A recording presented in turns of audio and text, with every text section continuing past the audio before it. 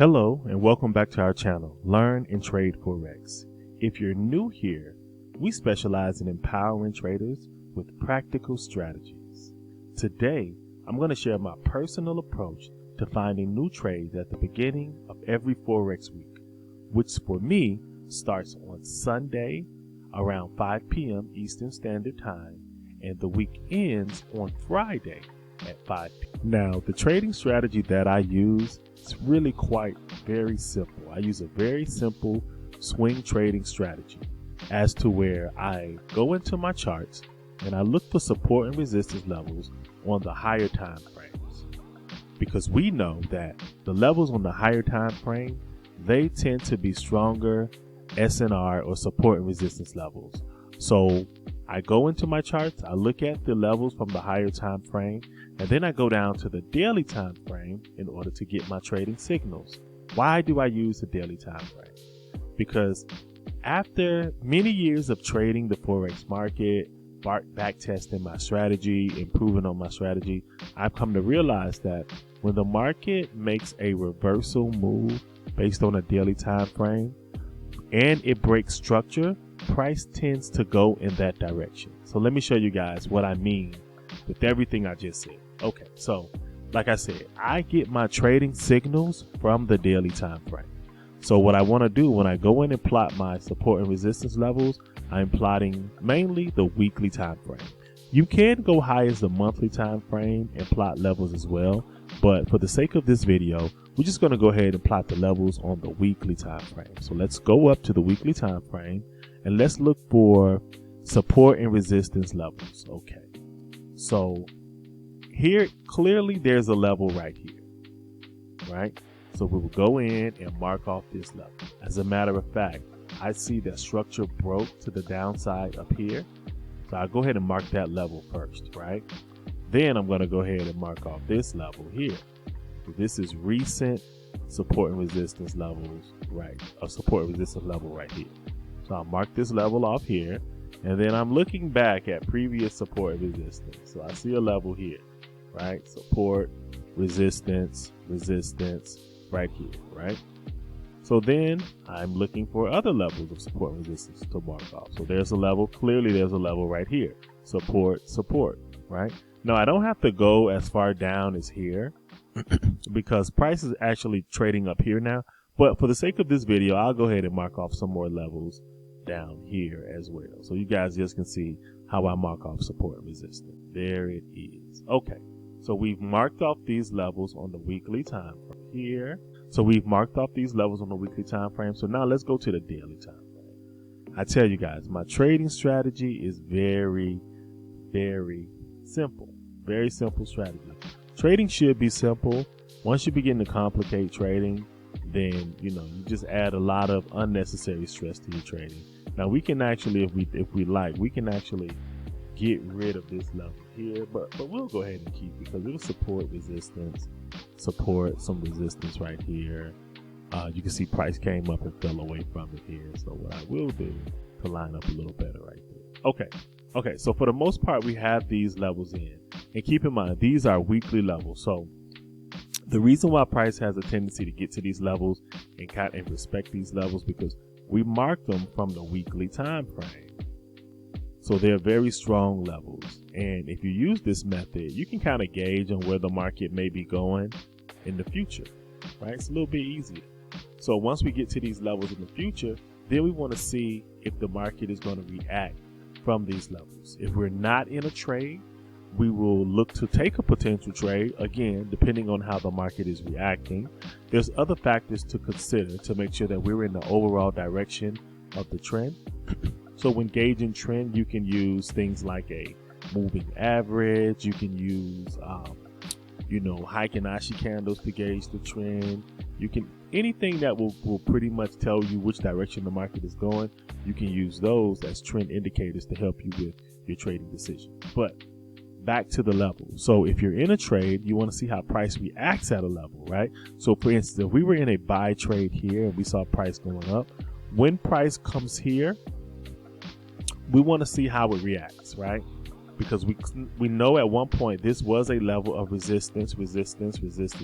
So it was a level in the past, so it's probably going to be a key level in the future, because if it's a weekly, since it's a weekly level, probably going to be a key level in the future. So when price gets here, if we're in a trade, we want to see how price is going to react when it gets up to here, right? If price continues in our direction, right?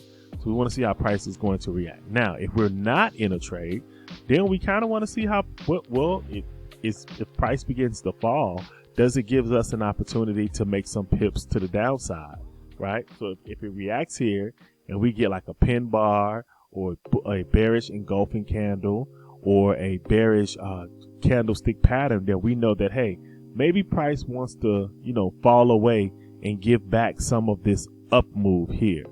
So it may fall away, retrace a little bit. Doesn't mean it's not going to continue to go up, but it may retrace a little bit off this level and give back some to the market. So we just want to wait till it gets to these levels to see how price reacts, guys, right? And that is my very simple trading style. This is what I'm doing in the market every single day.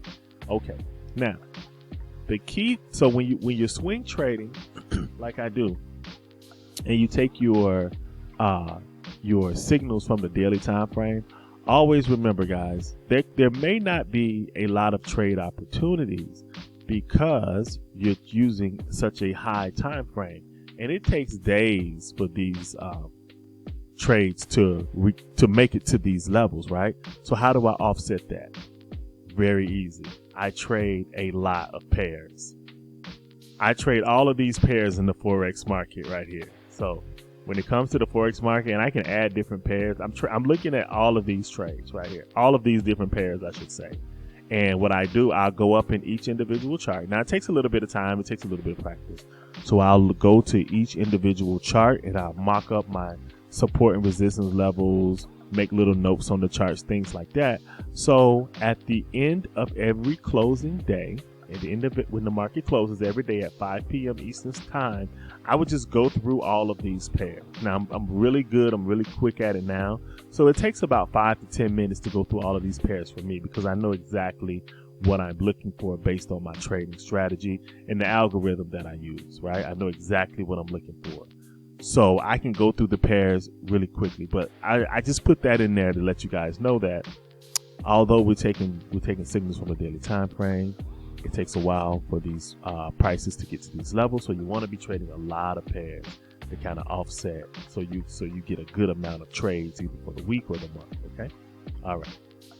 All right. So now let's do this. So let's take a look at another chart. Let's just grab a pair, and then we're gonna just mock up another chart. So let's look at let's pick one.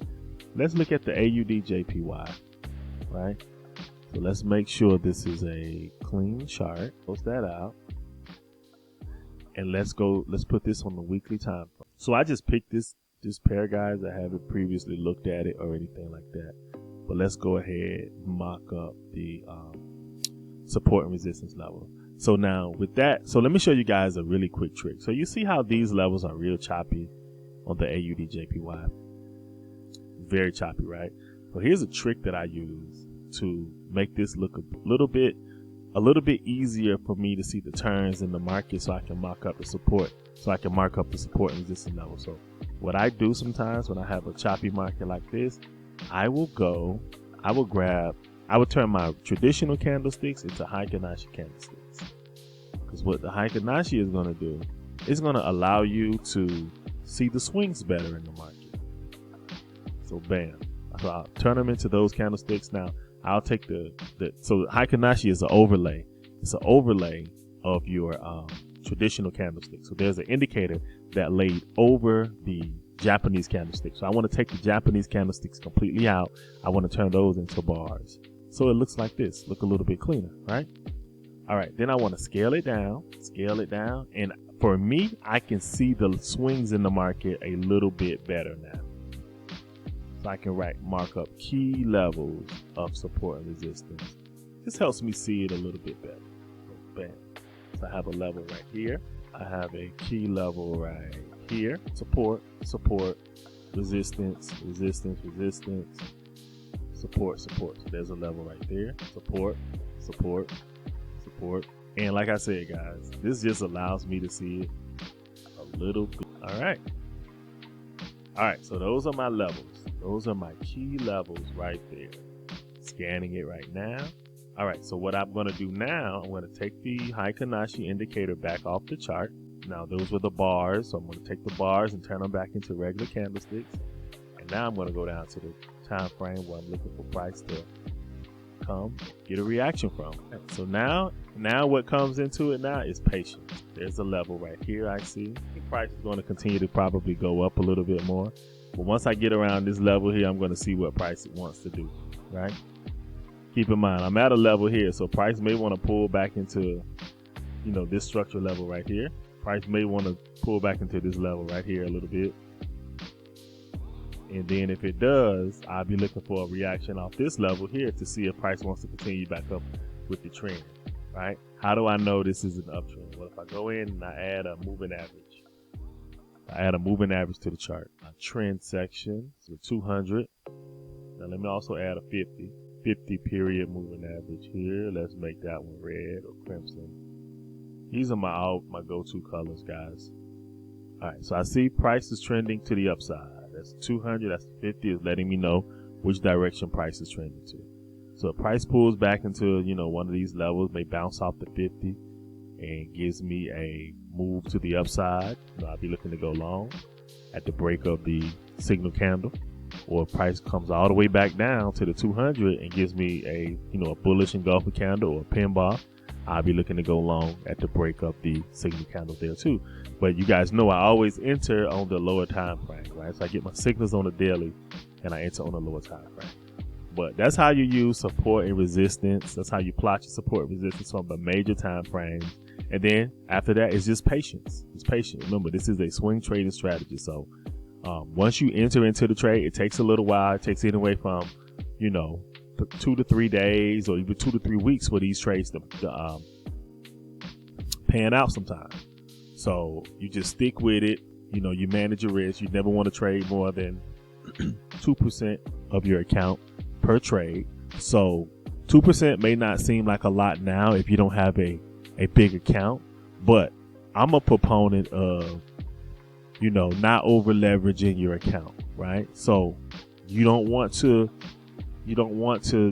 try, your goal shouldn't be to become a full-time trader in the first year or two of your trading, right?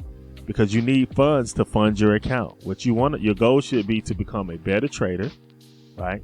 Practice, study your charts, look at the market every single day while you're using your traditional regular job to fund your account little by little.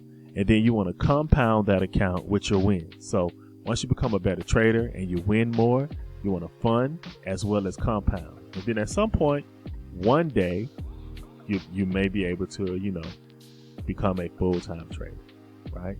So, but that's a topic for another video. I just wanted to just throw that in there. But that is how you realistically become or just get good at being a trader.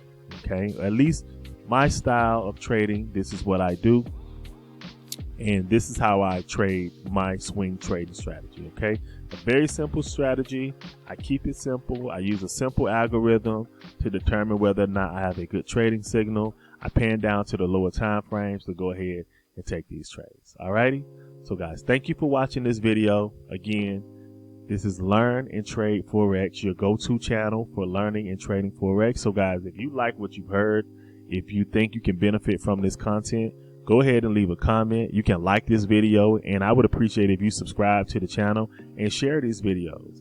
It may not be the popular way of trading online, but it is probably the most consistent way of trading online. Alrighty guys, thank you for watching again. Learn and Trade Forex. I'm out.